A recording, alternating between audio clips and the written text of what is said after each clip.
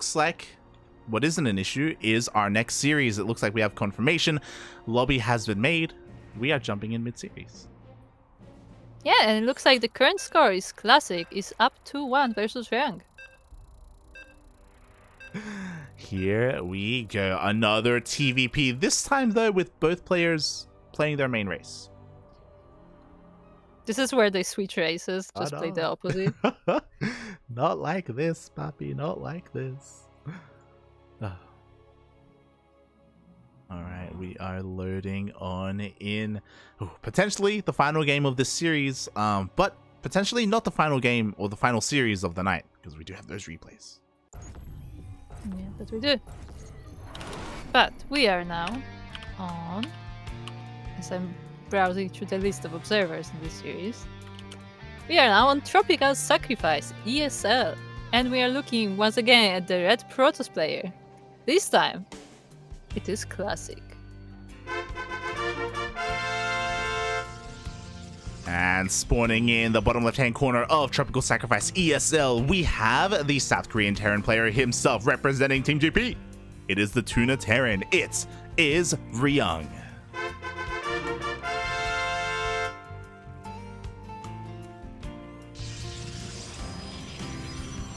Interesting position. I guess it's kind of like a Reaper wall, but except the ramp is so big that I don't think it matters. This is a wide Reaper cliff, let me tell you. Yeah. It's disgusting. So it's going to take quite a number of buildings to wall this off, but you know, Classic is already starting on that wall. Yeah, as we get into what I think is going to be maybe a more standard TvP, I have to reset a little bit because Percival versus Maru was a clan fiesta. Yeah. Exactly.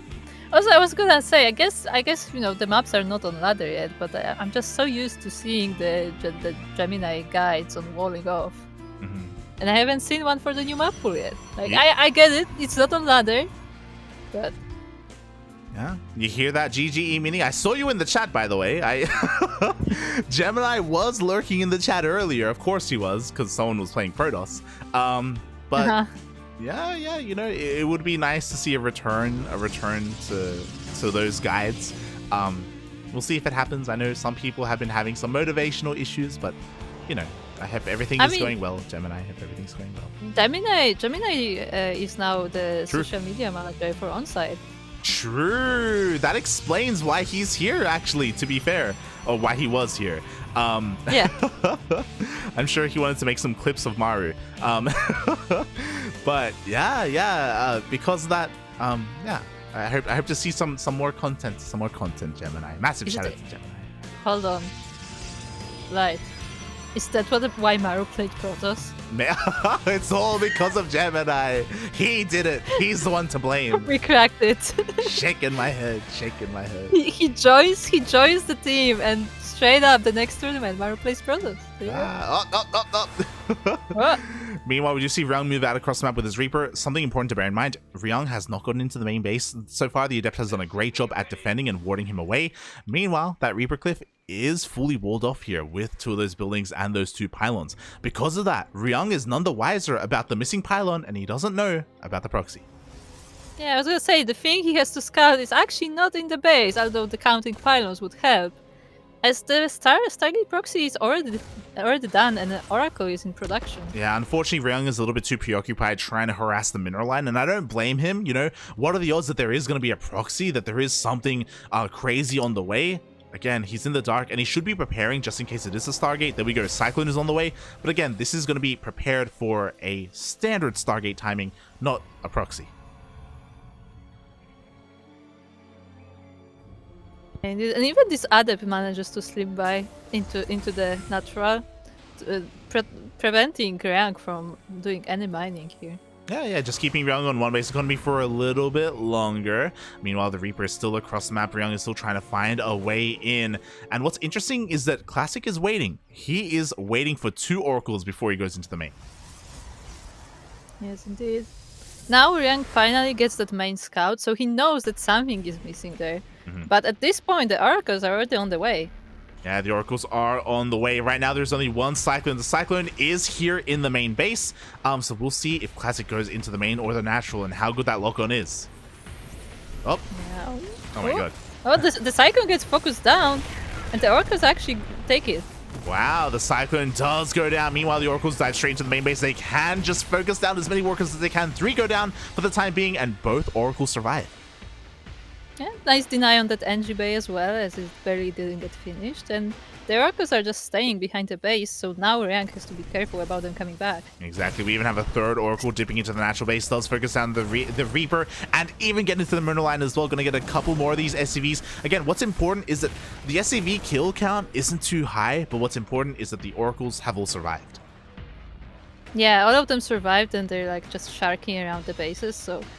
It was again like it's the discomfort that like you cannot move out because the moment you do, like you're gonna use all of your workers. Exactly, the Marines are stuck in the main base, especially with the death of that Cyclone. So Ryung being contained for the time being, he is working on his upgrades. You know, Stim is on the way, +1 as well, Medivac. So eventually he will be moving out across the map. But for now, Classic is free to do whatever he wants, probe up, expand. Oh, Yes, indeed. Oh, one of the Oracles goes down, but. Still, decent damage from that side, and Classic is following this up with Blink. yeah, exactly. He isn't being as greedy as someone like Maru. If you if you remember Maru versus Percival, he isn't taking up into Robotics Bay or anything crazy like that. It is a much more standard transition into Ground Toss, into Blink Stalkers, kind of what we expect to see in a more standard TvP. I mean, look, Classic is a bit more of a standard player, right? Yeah. He is. What's important, though, is that the Revelation missed the army. Specifically, it missed the drop. Classic could be, in the back of his mind, he could be thinking, holds up, where are the rest of your Marines? But they could just be at the natural for all he knows. So, yeah, he is unawares about the double drop. Yeah, although the Oracles, I think, are coming back home, but what other army does Classic have in his base? The drop is already here. Oh, thankfully, we already have Blink Stalkers here in the main base. Blink is going to finish up in a couple of seconds. We do have Ryung coming on in, but again, Blink has finished. Yeah, just this second as the Marines walked into the base, and now Classic can micro this out, even sniping a Medivac. Yeah, exactly. Even though Classic didn't see the Medivac drop itself, he knew the drop was coming because he had eyes on the production. He was ready at home. He cleans it up immediately. At the same time, at least Ryung will be able to shut down the proxy in the middle of the map. But, yeah, that was a costly drop. To be fair, I don't think Classic like really had a use for that proxy anymore, and behind that, he's getting a Dark Shrine. Yeah, Dark Shrine is on the way. I mean, what this does mean is that there's no more Stargate production, so if Classic wanted to make more Oracles or even going to Phoenixes, like that is like off the table. To be fair, he didn't really want to anyway. Classic trying to find this army, trying to find the units that were just focusing down his proxy. He does miss it, barely. He really does. Like this bio army is just like hiding. Nobody breathe. Nobody make a noise. Oh my god, did he leave? Okay, he left. Now he can go back home. Meanwhile, Classic was again trying to find those units.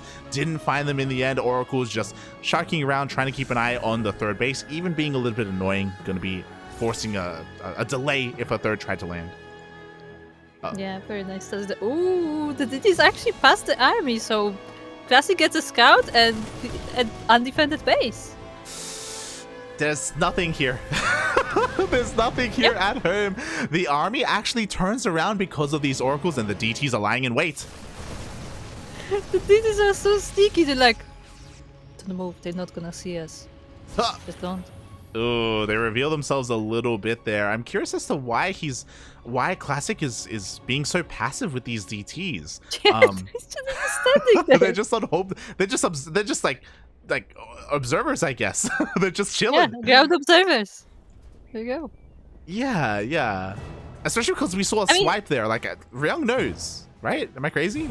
I mean, maybe he missed it? Question mark. But yeah, I don't know.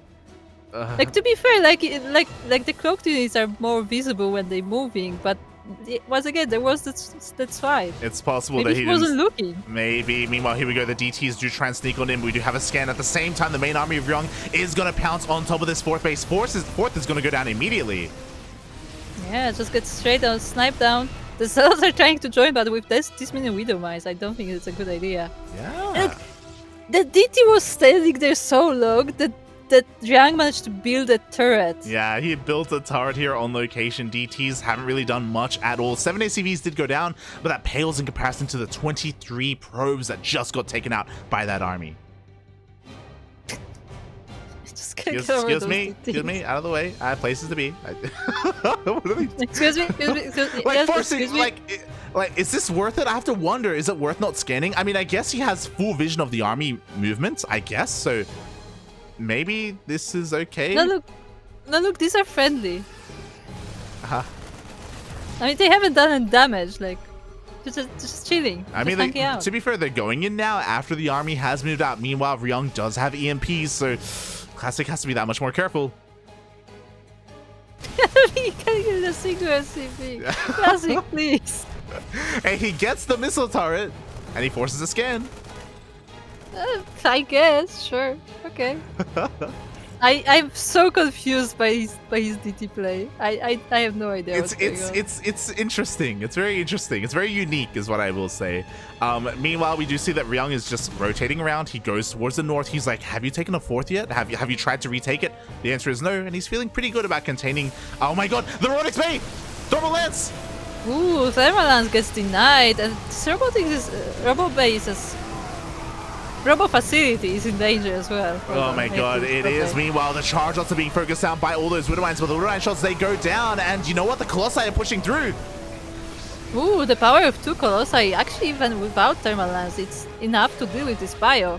Wow. The mines will reset eventually, but we have 4 Colossi now.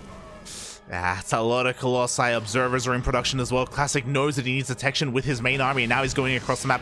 Ryung, like, I love the snipe of that robotic spade, but that was not the fight to be taking. Oh, Widow Mines do take out 1 Colossus. That's pretty nice catch. I actually thought most of it will go on out in the Stalkers. But this forces Classic to go back, actually.